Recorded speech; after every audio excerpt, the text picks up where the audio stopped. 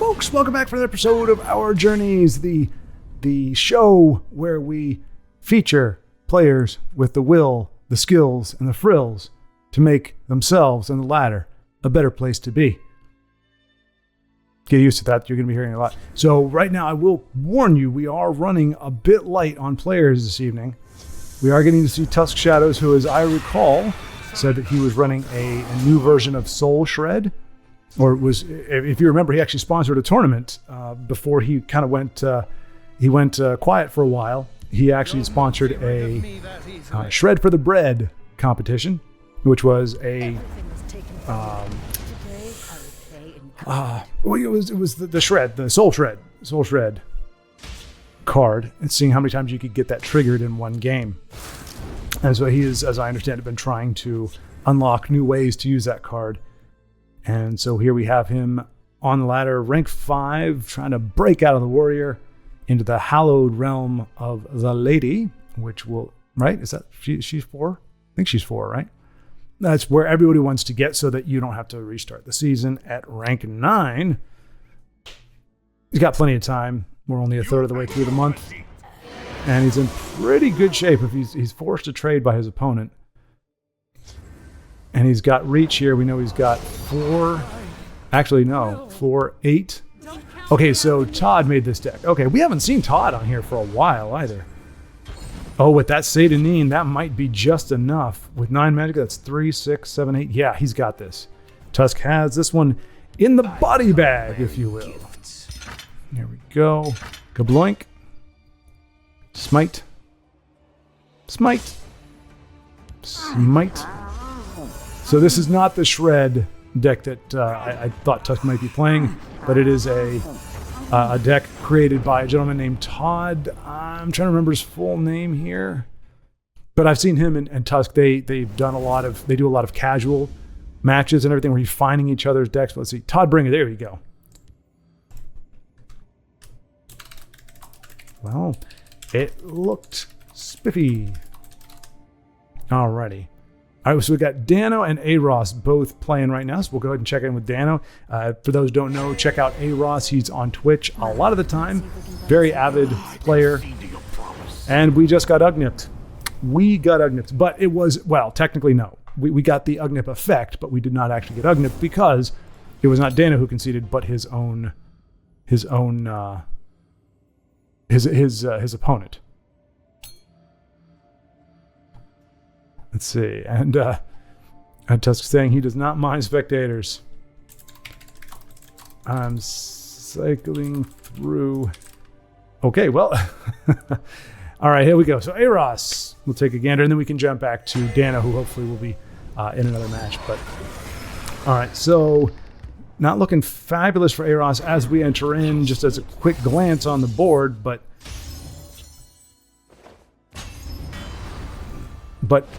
it's more than meets the eye with A-Ross. You never really know what you're going to get. He's always got some nefarious plot up his sleeve, which is why he is almost already in the top 100 rank. And as we see, you always want to take a look at that card back. Sometimes it can psych you out. Sometimes you don't want to do that. Oof. I mean, obviously it's not a guaranteed win. Oh, and remember this. Look at this. The knife. Ooh, isn't that cool? A very timely bolt. It's going to save him 3 damage to the face, which is pretty important unless he chooses. I mean, it's not a given. Do you take the 8 but whittle away, or okay, yeah, no, he's going to take that off. So it's going to be very, very close. I mean, he can do Dominion, get Drain on the board, but I mean, he's up against a lot right now, and an Oathman would be great. I think he'll actually be able to... Well, I shouldn't say it'd be great. It will be something. It will not be significant enough to change things. If he were to throw down the Grey Viper... Well, no, he can't because he doesn't have the magic. That was kind of my point. Because I was looking at Dominion Reaver into Tribunal Oathman. But that too, he's 1 magic short. So it looks like his opponent, PNP, NPN, kind of got the drop on him earlier. We didn't get to see how that went down, but as we saw, his opponent had a great, an impressive board. Have the nice alternate art premium Black Dragon, one of my favorite cards. Just a really great visual. Care to go again? And she's not wearing that silly little helmet with little wings on it. Sorry, I know some people like it. I just, oh. All right, so he's hoping to tinker his way into, well, I don't think that he's hoping. He's just tinkering to see what he can tinker. And that wouldn't be bad if it wasn't for the fact that it's, oh no, it actually, no, that staves it off. So unless PNP has a way to buff the board or charge, which it looks like he does, there we go. I mean, 6 of 1. So Stendar gave Eros no love. And so he falls to his opponent. And such is life. Now, all right, Zeisk. Let's see, do we have? Oh, Dano, there we go. That's who I was. Hopefully we will not get the short end of the game. And okay, there we go. So we come in. Dano is at a deficit against what looks to be a Pilfer Guildsworn. Is that really a thing? I guess it is. And look at Dano playing this poor abandoned card, Monster Perfection Lab. It's probably one of the more awkwardly named cards in this game. To be honest, I mean, Monster Perfection Lab. That's not even a monster. It's a dwarven colossus thing. And he arrests the headhunter. Says this is not headhunting season. And this is looking pretty grim. Although to be fair, Dano saved his premium Wood Orc headhunter for last. It's not going to do him much good at this point. Just because. Well, oh wait, there we go. Nope. He again, just like Eros before him, he needs one more magic to really play anything of note. And his opponent has 15 damage on the board. See Dano though sitting at rank in the top 50. So again, we're seeing 2 players so far who are high-ranking, high-caliber players, but who just have been stymied by their opponents. So apparently a slight exaggeration on my part to say these players do have the skills. They do have the will. And they do have the frills. Their decks usually have a nice assortment of fresh stratagems and inclusions that will send the ladder into disarray. However, I never said they had the RNG or anything of that nature. So, and sometimes that is the deciding factor. Oftentimes, it's the deciding factor. Many times, it is always the deciding factor. That's just bitterness talking, folks. Just bitterness. Pure, unadulterated bitterness. No, I mean, we saw that in the last video as well. And the ring is not always a factor. I think was it Charmer actually did a spreadsheet because Charmer was that kind of guy.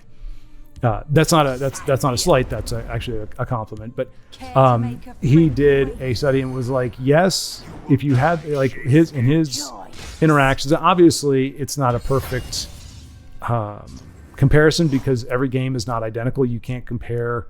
If you could have the ring and have really crappy RNG for the rest of the game and you're going to lose, it doesn't necessarily mean that the ring was not a factor. It just means that the RNG was crap. So it's not a perfect thing, but he had a big enough sample. I think it's 100 or 200 games or something ridiculous like that. Giant bat. Charge, it seems to say. Or, why am I doing this? What has my life come to? I thought I would grow old, find a wife, raise a bunch of batlings, and here I am charging into this crazy lady who's just gotten way too big. Sayonara, cruel world. That might have been what the bat was actually saying, but I think is probably just more a cry of distress and furious impotence. But Tusk looking really good here. I mean, he is, well, okay. I was going to say his opponent is running low on cards, and he kind of is, well, not even technically, he kind of is, but he's also got 11 damage on the board. Tusk with only 16 points of health. We might be in for another L for our friends here this evening. Movement Archer. It is dastardly. And Tusk, we're not seeing any of those cards. Well, there we go. Okay, House Kinsman is, well, it's a card. And once again, we keep finding ourselves in this situation where okay, now that actually changes things a little bit, doesn't it? That's a 5. Well, man, not really. If he could trade with the dragon, it would be a thing. I mean, he can heirloom greatsword, but that's only going to buy him 5 health. And he's going to lose 13. No prophecy to bail him out. Hopefully, Lameo Moondog. There you go, Tusk being a good sport. Congratulating his opponent. His opponent, for some reason, sees fit to empty the hand. We'll see if Tusk is interested in seeing all of that. He is not. I do not blame him.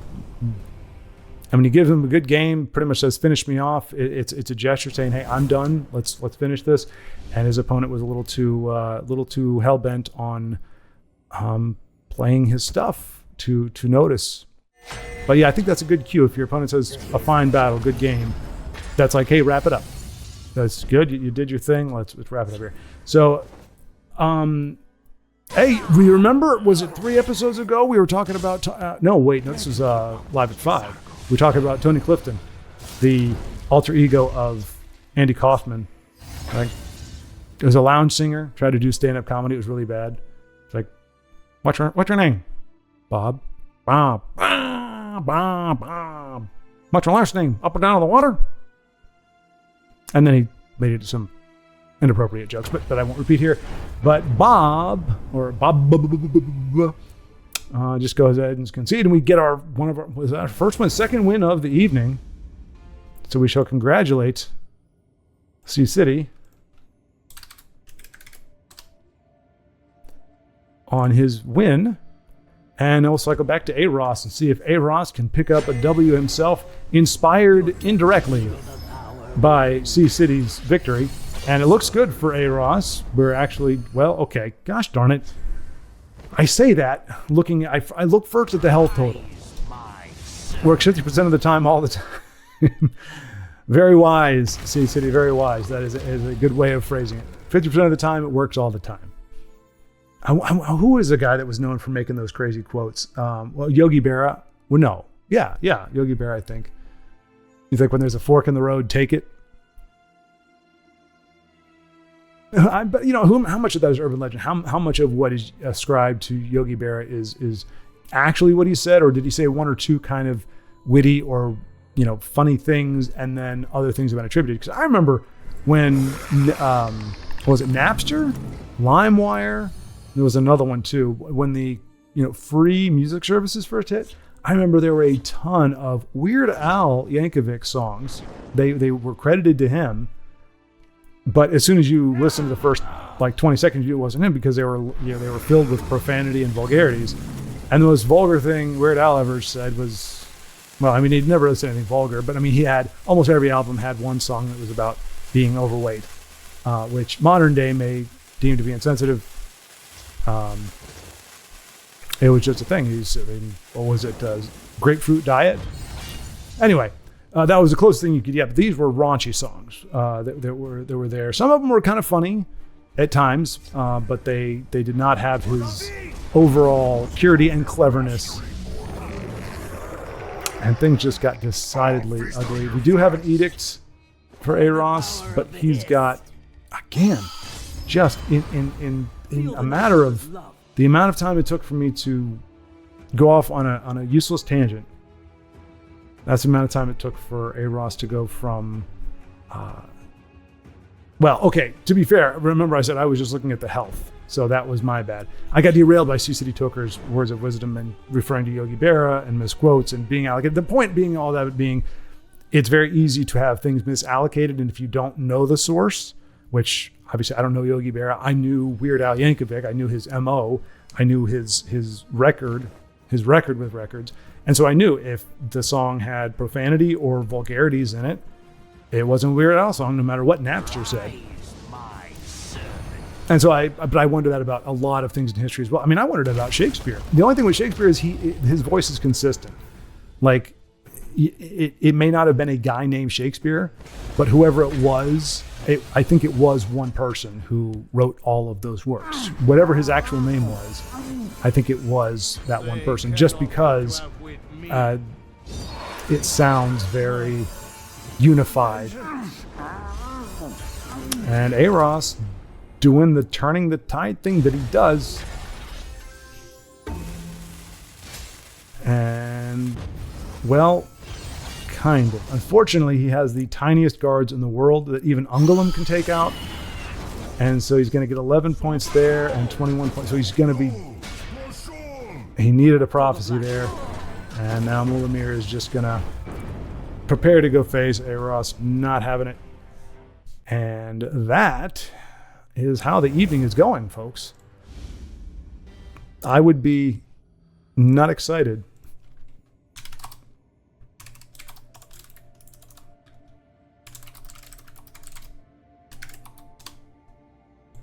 about going on the ladder this evening. It seems that all the good people, because you know that's what your friends are. They're all the good people. Oh no, we've got Jazargo on board, which means, where is it? Oh, we must have played it already. No, there it is. He's got the experimental scroll.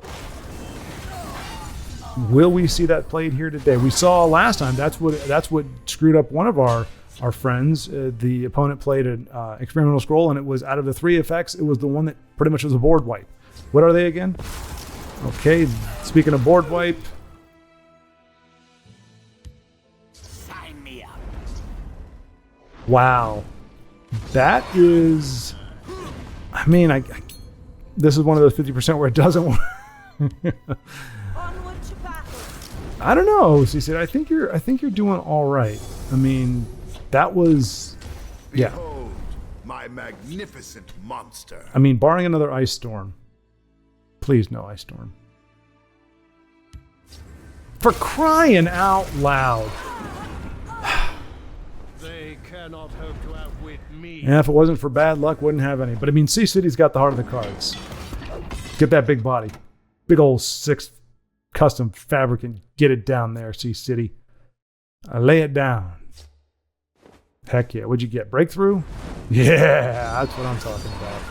So go ahead and do that. Draw his card. Oh, not in the field lane. There you go. There you go. I knew he knew better. Vipers are always in your opponent's hand if you play a big body in that field lane, no matter what.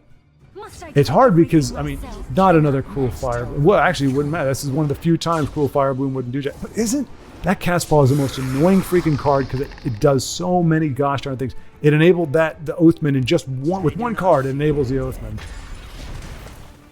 All right, so what can he use? Would he use a lightning bolt on the Thieves Guild? Experimentation is the... Oh no, he wouldn't have to. There you go. That's the stuff. Give him the old left and the right. Or the right and the left. No, the right and the left. I don't know. The old 1-2, 1-2. But yeah, she's just so annoying. And then if you do the old Cruel Fire Bloom on her. All right, so what has he got cooking? He's got a half mash removal or something. He's about to wipe his board.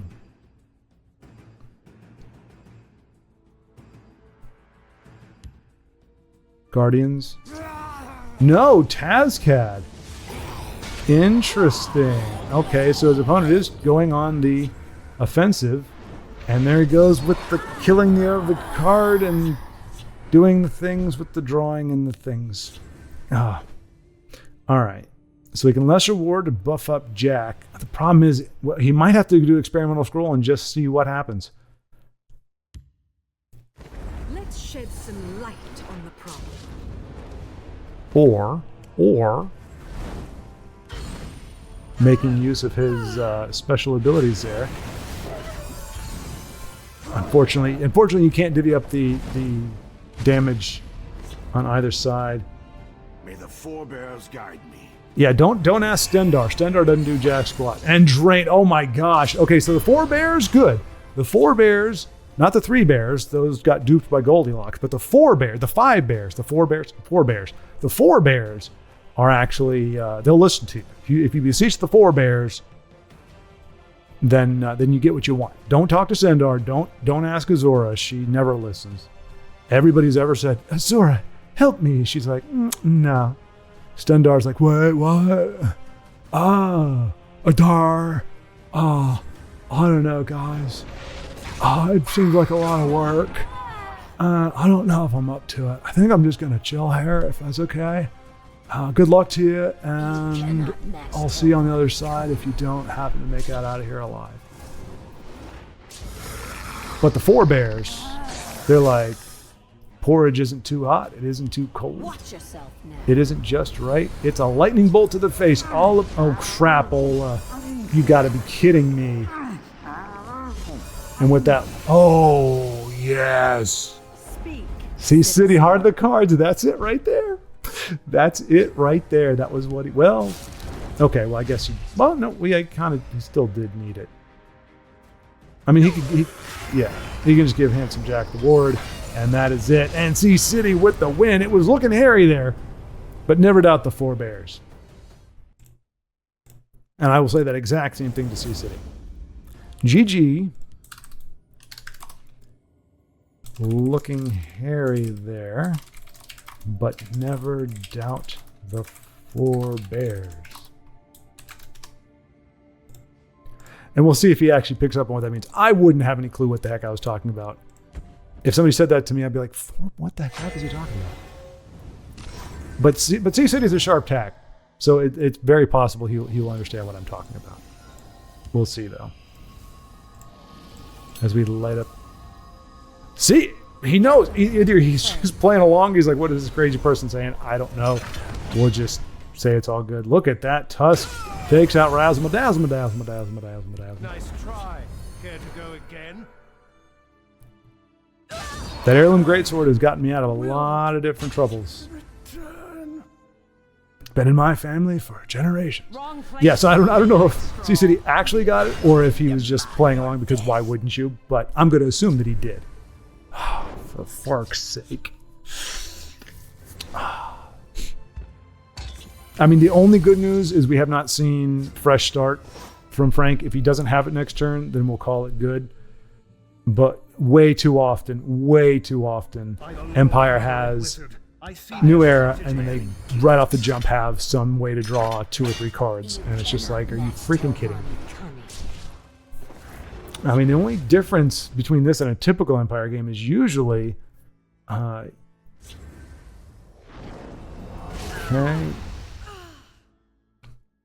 usually the opponent, the Empire, is kind of on its like last 10 or 12 points. Right now, Tusk has been whittled down a little bit. But usually Empire has a ton of cards, and that is just not the case here. And Blackhand Messenger is going to ensure victory. Oh, what happened to the heirloom? It didn't get silenced, did it? It got nuked by the edict, but that should have restored. Yeah, Tusk. Yeah. Top decking. Oh, wait. So what is, she got buffed from, oh, well, the Sky Shard. Or, yeah. Oh no, Ambition. Okay, so she got it from the Ambitious Hireling.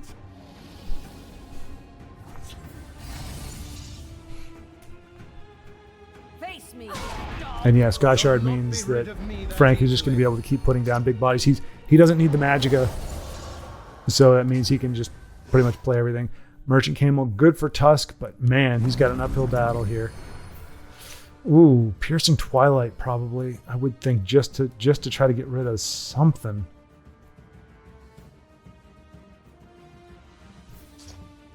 Yep, he goes for that. Good call there. What happened to the doggone Heirloom Greatsword?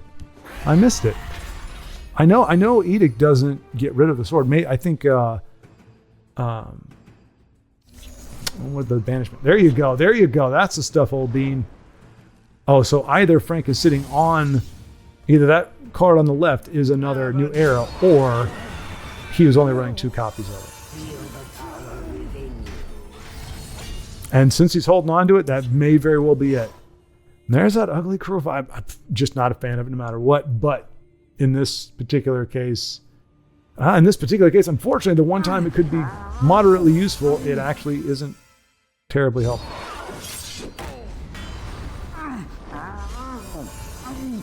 Because both cards are above 5 health. Oh boy. Not looking good. Oh my goodness gracious. That's a concede for me, folks. That's a concede for me. And I do not blame you at all, Tusk. That is garbage. Garbage of the finest, the worst. You should have called out to the forebears. The forebears will listen. Oh, that was the ugliest of Empire interactions. Disgusting. I don't know a quick way to make the like disgusted face. All right, Dano. Let's see what Dano's doing. Hopefully Dano has better fortune. All right, not looking great by board or okay, we got Ugnipped. It's becoming a thing, man. It's becoming a thing. You started a trend. I don't understand. Never used to happen before.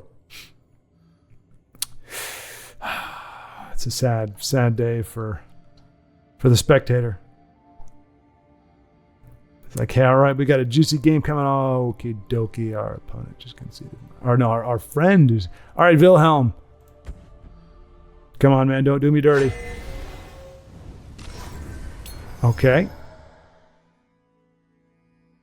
Oh, no, Tusk. No, that we do not resort to. Now, look, those of you know me, I don't believe in the whole if we do it, we're no better than they are thing.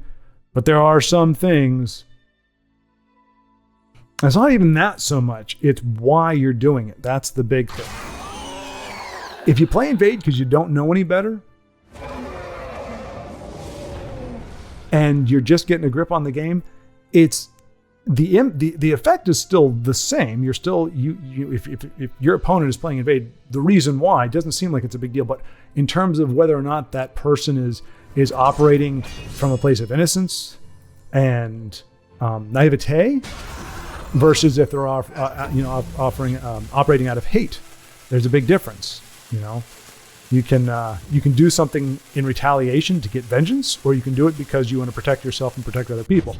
The reason why you do something is a big deal, at least in terms of what it's doing for you, what it says about you.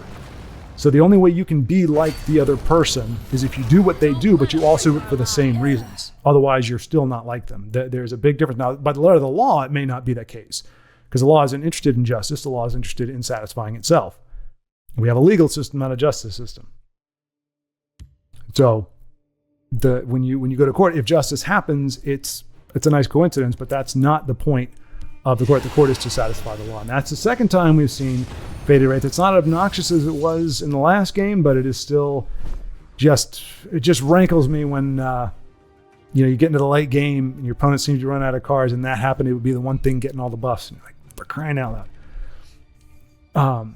So I'm saying that to say, you can play Invade, and while it doesn't change the actual action of playing that abominable deck, the reason why you're playing it determines whether or not you are as bad as somebody who plays it just because they're lazy and they want the W and they have no pride in their, or they don't take any satisfaction in the actual process of winning. They just want the win, however they can get it, which means cheating, which means whatever it is. Now, I'm not saying that people that play Invade automatically want to cheat, but typically people who are just concerned with winning, and we've seen it happen in pro sports.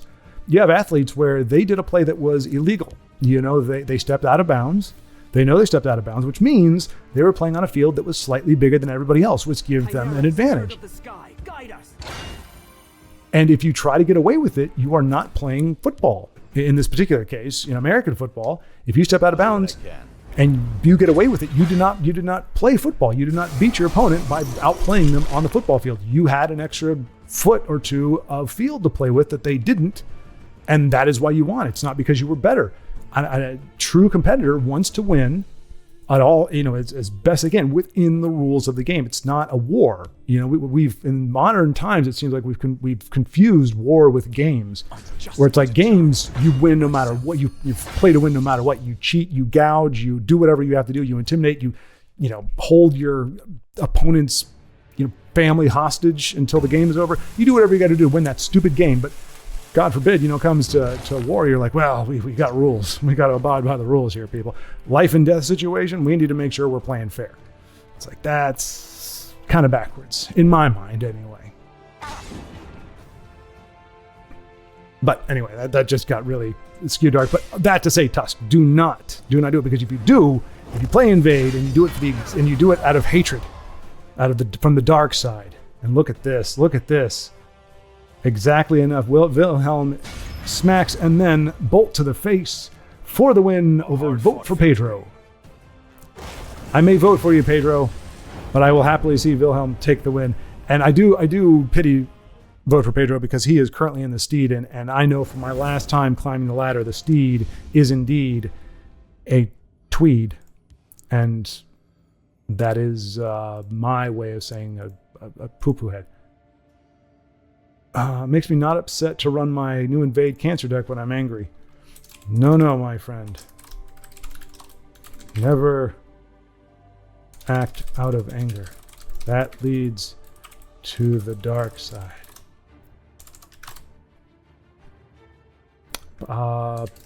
Play a Gobbo or Orc deck. Aggro. Don't fill the ladder with seepage. Well, you know what? We're gonna see. I have a feeling Tusk was all talk. I don't think he's actually gonna do it. There we go. Okay, look at this. He was already doing it, folks. He was already doing it. This is what I'm talking about. This is how you channel it into an appropriate thing. Even though I think Gobbos are crazy. And that, well, I don't know if that's exactly what he needs, because he's got the thing shackled down. He's got Woodwork. Cut them down. Oh my gosh! And he is rewarded, folks. You see this? You see how he is rewarded. He was tempted by the dark, tempted by the allure of playing a Cancerous Invade deck. And because he said, nay, I will not, he is now going to claim victory as the game rewards his nobility of spirit with a dual prophecy to take the win. Ron Supreme, I am sorry, my friend. I understand that I would be salty as heck, but look at this. Oh, that is so beautiful. And the game rewards your not reservation. What do you call that? Your fortitude and goodness. This episode is sponsored in small part by the Legendary Remnant Discord. Check out the Discord. It is both legendary and remnant-y.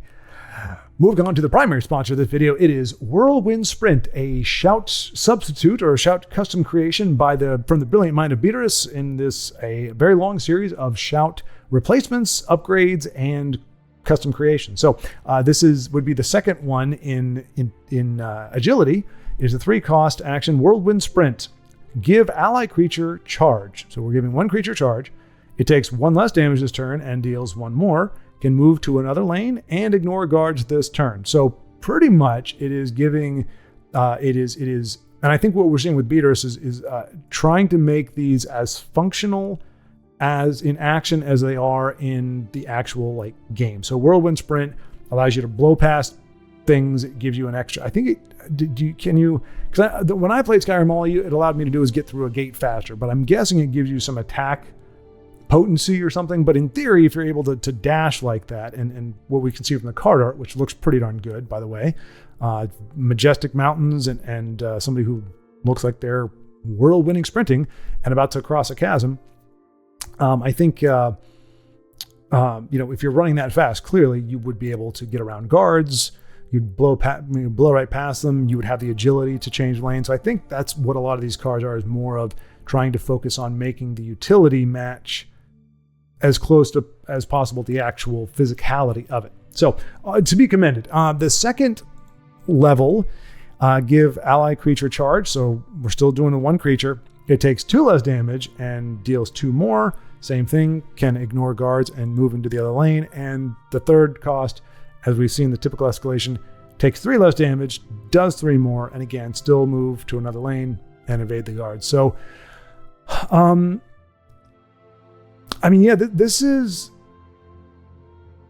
this might be, okay, so it's, once again, I mean, there's so much stuff in here. So, I mean, giving an ally creature charge and boosting it by 1 and allowing it to, essentially it's a net gain of 2. It's taking 1 less, doing 1 more, but there are so many different combinations where that either is going to be a benefit or a detriment or nothing at all. I think it's too much to say how effective that could be, because I mean, if you only need to do that 1 extra damage to face, it doesn't matter if you have the +1 to taking less damage.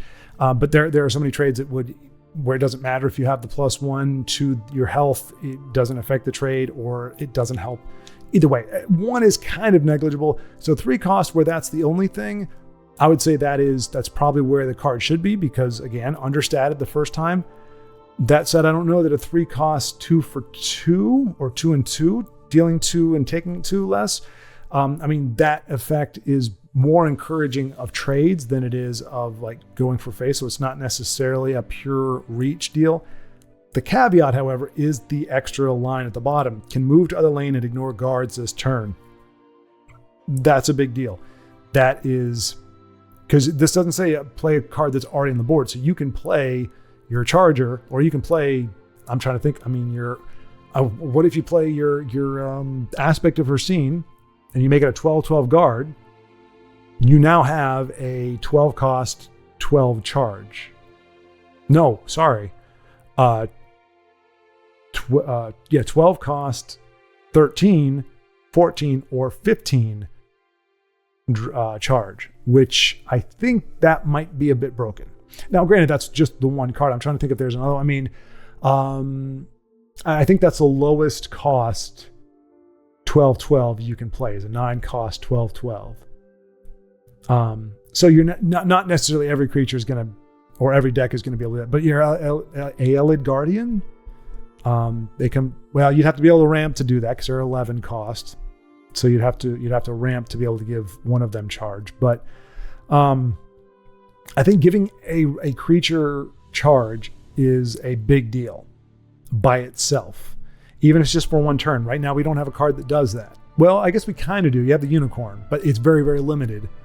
You have to do a lot to it in order to make it truly effective. Otherwise, it's only allowing 1 cost, I think, right? Is it 2/3? So, and it has to be less power than the Unicorn. So it really only allows, out of the gate, and out of the box, it only allows 1 cost to charge for free. And it's got to be in the lane, and it can't ignore guards. I think I like what this does, but I think it just gives you, again, too much. And I don't know if the cost needs to go up, or if we just maybe need to lose the moving to another lane and ignoring guards. Because if you're thinking even within universe in terms of lore wise, like if you have a guard there, if you have like a brick wall in front of you, you can be running as fast as you want. You're just going to be red mist on the wall. Like you can't run through a wall. Now maybe you can in the game. I don't know. I haven't gotten that far. But as far as I can tell, if you run and the gate closes, you will stop in front of the gate. You're not going to plow through it just because you're running super fast. You'd probably just dice yourself if you were to do that. You just kind of come through with a bunch of cubes through the holes of the gate. But anyway, don't go that gruesome. I think, if you were to encounter a guard or a wall, you wouldn't be able to go through it. And if you're running straight ahead, even the Flash, I think, well, no, he could probably change direction. I mean, we're talking comics then. But I think Whirlwind, you're going straight. You don't have the ability to really make deft directional change. You'd probably break your ankles if you try to do that. I think it's more for a full on. So I can understand the charge. I think the charge makes a lot of sense. But if we're going purely in lore, I think that amount of dexterity and the ability to go through a guard is maybe a bit much. And I think, and as the card, I think it's a great idea. If you're just like, hey, what's the coolest way we can execute a shout like this? I think this qualifies. This is a great way to think through it all and to give it all the good stuff. But I think there's really no way to quantify accurately what a card that can do all that should cost. But I don't think it's 3. Even the first shout as the 3 cost, you get an extra bit of damage. You're giving a creature that already exists and doesn't already have charge, and that's not limited to anything. And it can ignore guards, like you don't have to have breakthrough. I mean, that is, I mean, it's good for agility. It makes a lot of sense in agility, but I think that's just way too powerful. And like I said, how do you quantify the amount of damage that could do, or how devastating that could be?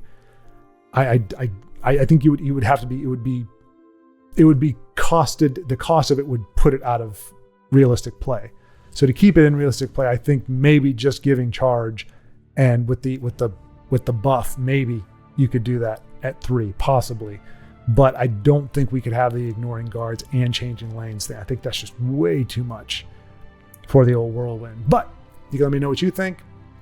Again, very creative, a great way to process these different shouts and to make them viable or desirable, even if they are perhaps transforming too many cards into superheroes. But anywho, thank you so much for taking a gander. And now let's get you back to those games. There we go. If that's not an endorsement from the game itself, to say, I know I pissed you off. I know I gave you a crap game to test you to see if you'd be willing to step into that big pile of poo called Invade, but you didn't do it. And so therefore, I will give you the game on a silver platter this time around. All right, so now it's important to note. Never mind, they're in Legend. I was going to say, because I'm looking at, anytime you see this card, I automatically think this is. I mean, come on, with Spider Daedra, like I feel like we're watching an arena game. Am I wrong in that, folks? Am I alone? Does this not look like an arena build here?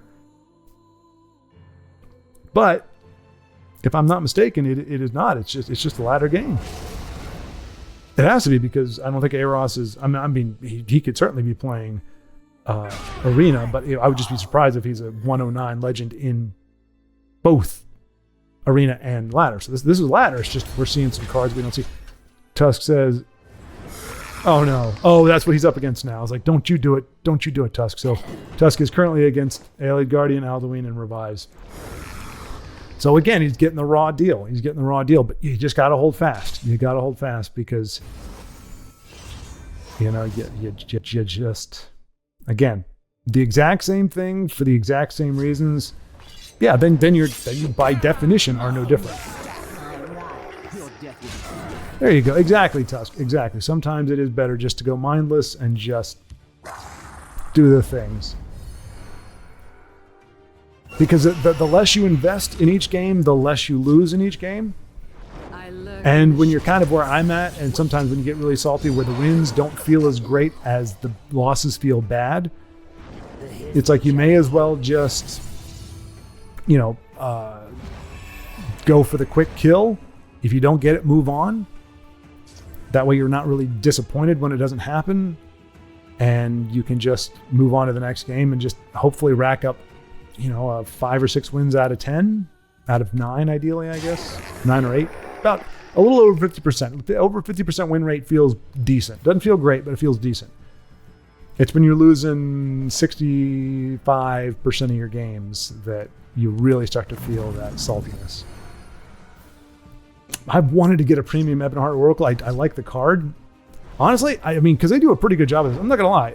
I don't know if they based it off of somebody, because a lot of these cards, they kind of have this like kind of photo-esque, like, what's it, Supreme Atromancer?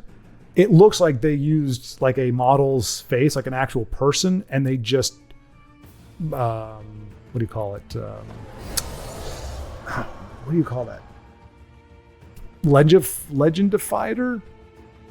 But yeah, it looks like you took a stock photo and then you did a bunch of color correction and everything, and you put the armor and stuff on. It's still art. It still looks good, but it does look like it's already existing art. So I don't know if Ebonheart is based on an actual, like there's somebody with that general face, but she's kind of cute. Am I the only one who thinks so? I mean, she's got a little graying at the temples, got a little bit of what is it? Reed Richards, the guy, the Fantastic Four guy. He always is it Nick Fury? The old Nick Fury. I mean, new Nick Fury is obviously Samuel L. Jackson, but old school Nick Fury was, a white dude who had one of his trademarks was he had the graying at the temples. I guess J. Jonah Jameson. There is murder in the air. J. Jonah Jameson, whatever his name is, Spider-Man's editor guy. I think he also has it. I guess Stan Lee had a thing for graying temples. Anyway, she's got a little bit of that going on, but that's nothing a little Photoshop can't fix, which I'm not going to lie, I actually have done. Because I have like a wallpaper with different characters and stuff, and I do have one of her, and I filled in, gave her a little more natural color, gave her blue eyes. Anyway, I happen to think she's rather attractive. And it's not like, I guess it could be weird, but I mean, she's not a cartoon, so it's not like a drawing. She looks like a real person. But I don't know if she is or not. But if you're out there, Ebonheart Oracle, if that is you, call me. Just say, hey, Sword, it's me. And I'll be like, cool. The forebears favor me. So how about any of you in the comments below, if you have the courage or the stupidity, you can say if any one of these particular cards, not even like, oh, they're cute or whatever, but just the artwork speaks to you. We've already had people talk about this, like, the premium art that looks really good or something. But I mean, like, are there certain, certain cards where you're like, wow, that's a cool looking dude, or that's a nifty looking gal. I mean, like, I don't know if the assassin is she. I mean, and we can also be talking about armor too. Like, I mean, he's dead now. He's kind of a cool looking card. I just can't get away from the fact he's got a rat tail. Like, I grew up in the 80s. Rat tails were a thing for a while, but he's got the shaved sides. The only way it could be worse is if he had a mullet. So, like, the effects of the card look great. The general aesthetic of the card looks great, especially in premium. But he's got that goofy little rat tail and the mohawky thing. I'm like, I can't get there. Like Brynjolf, I've said it before. He looks like, he kind of looks like Sean Bean, or Sean Bean as I call him.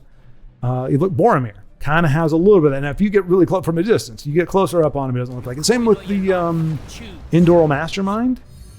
At a glance, he looks like Hugo Weaving. But once you really look at it, you go, okay, not quite. So it's those kinds of things that I'm saying, like, that are fascinating. Like I said, or a really cool armor look or whatever. I was going to say, you better not mummify Ebonheart Oracle. Get dag nabbit. I bark and birth. This is Barbadovar, bar 80? Barbadovar. That's kind of fun to say. Barbadovar 80. Might be somebody from my class, somebody who was born in the 80s. The captain. But I didn't even notice this. I'm talking all about my my crush on Ebonheart Oracle. We've got a really rare, where these two are almost equal in terms of their ranking. Aros at a disadvantage considerably. And that was a lucky whiff. He needs Duskfang to be Dawnfang. Really. That with Ebonheart Oracle would be a big deal. So we might see Ebonheart and Blood Sacrament, because that means he's going to heal for a ton.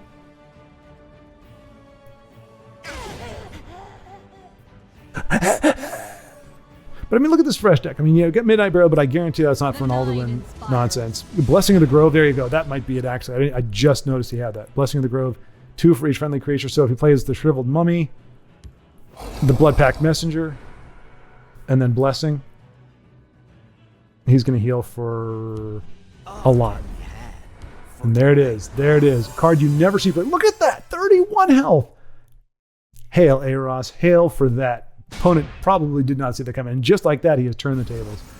And that's the thing with Aros. You can't look at necessarily, I mean, we did see where the board state and his opponent's health and everything was a factor.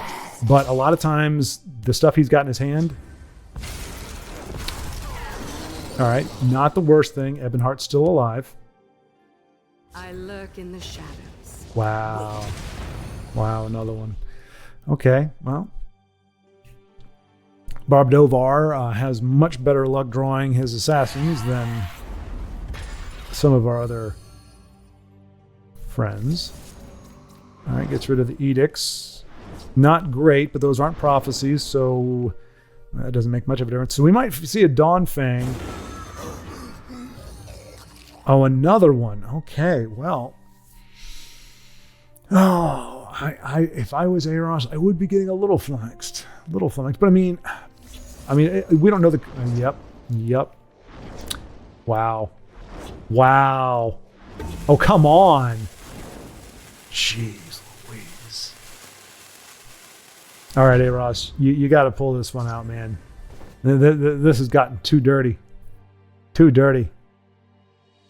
Ebonheart, do your thing. Take Duskfang, Dawnfang into your... Oh, crapola. It's... Well, that and Leafwater. You got to do Leafwater, too. What did he just play? I missed it. I'm so intent on guiding him with my amazing wisdom.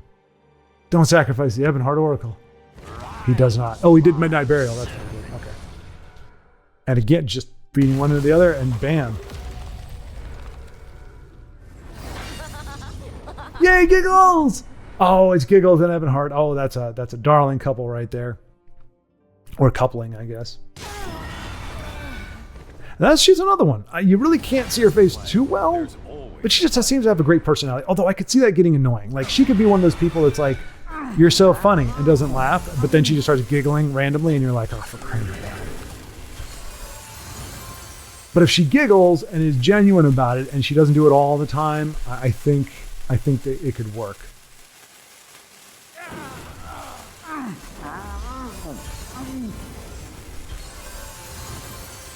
Ooh, that's a bittersweet roll right there. A bittersweet roll. And looking good. I mean, Barbadovar, if he was lacking in cards, this would be a great situation for Aros. Unfortunately, at this point, you just think his opponent has enough room removal to take care of his entire board all the time, always, forever. Hopefully, at least one thing. I mean, he's probably going to have the sweet roll still on board, unless there's an Ice Storm, in which case he can Duskfang and get some much-needed draw power. And I just love to see sweet rolls with weapons. Oh, for crying out loud. Oh, for crying out loud.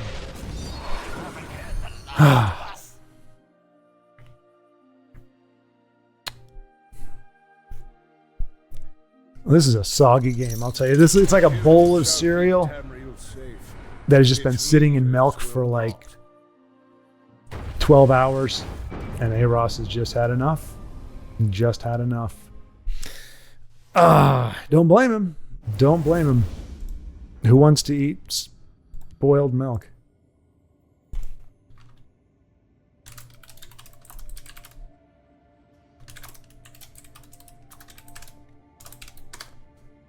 All right, so, and there we go. Io stepping up to the plate. Excellent. We've got probably another 2 or 3 games left in the tank here before we call it a night. Come to submit or come to die. Okay, there's a little bit of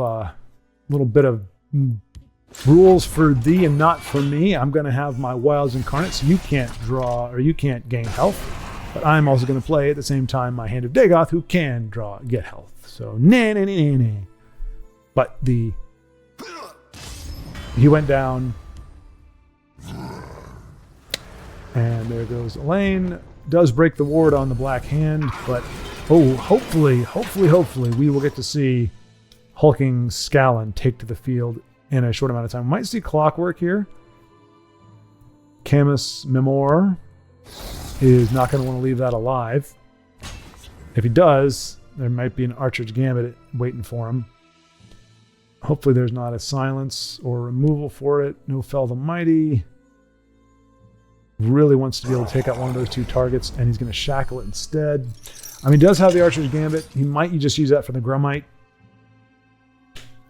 to take out either the hand or the giant. Boy, howdy. Oh, there we go. That's what we need right there. He's going to be able to take out 2 of those big bodies with his gambit. And down goes alternate art mud crab. And Laping, he says, poke. And Laping, he says, poke. And now he's got his drain in full effect. Camus Memor took a chance by leaving that 3/7 alive. I mean, to be fair, he would have had to trade both of his creatures into it, so it really, I don't blame him for going face. He really. Oh no, does he have 2 lightning bolts? You got to be kidding me! Not this. It can't be Tazcad. No, don't do it. You're gonna do it. You're gonna do it.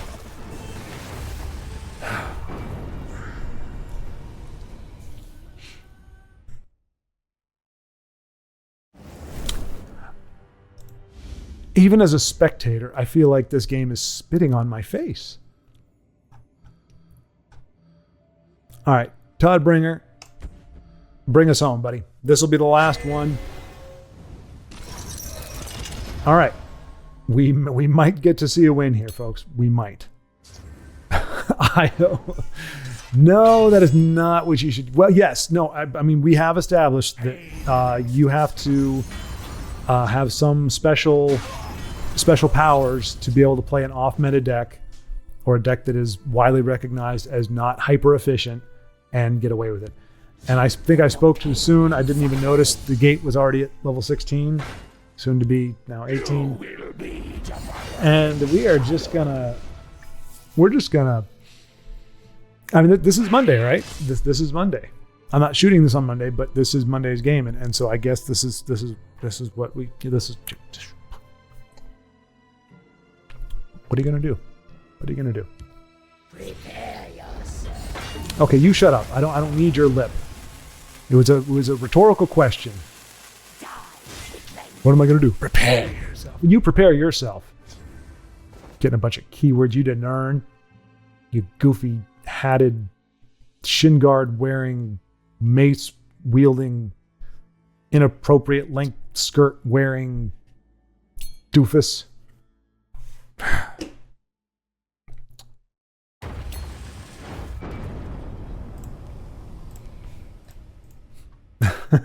IO. Oh man, the key, nothing's working well today.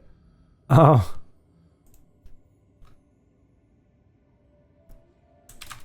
It's been an ugly day on the ladder for all our friends. Like, really, I feel like I've gotten punched in the face just watching nasty stuffs.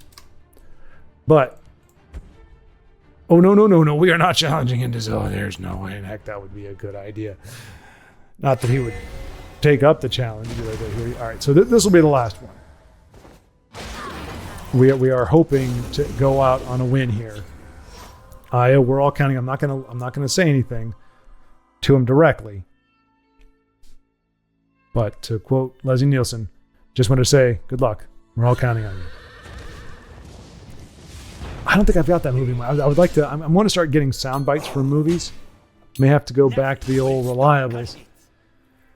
I don't know. You're not doing too bad now. Looks like your opponent's not really playing something all that snazzy either. Tyvengel?